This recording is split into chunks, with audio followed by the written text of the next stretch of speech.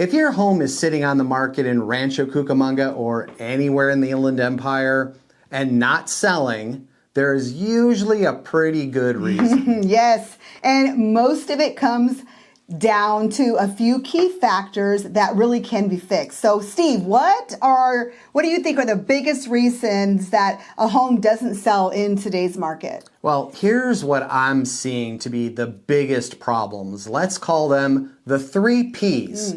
Pricing, presentation, and promotion. So if the home is priced on the high end of today's market, buyers are going to skip right past it. They may save it and check back in periodically, but they're not ready to schedule a showing.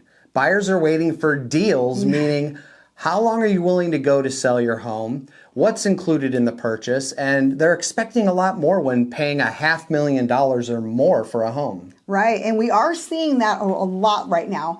Homes that are even slightly overpriced are just sitting. Exactly. That's my point. So presentation matters more than ever. Buyers expect clean, updated, and move-in ready homes. They're not wanting to pay the seller top dollar when they have to come in and repaint, replace flooring, buy a new stainless steel fridge, or see your kids coloring all over the walls. Broken closet doors is another big one lately. Big time. Now, why I haven't spent much time thinking about it, and it totally makes a lot of sense.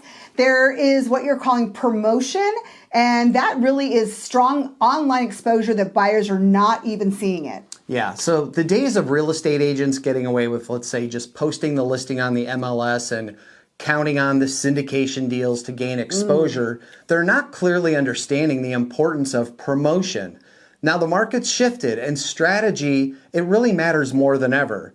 So whenever there is more choice, you really need to separate what you're selling from all the rest out there. Yes. So if your home is not selling and you want to understand why, reach out and we can help give you some suggestions and some guidance.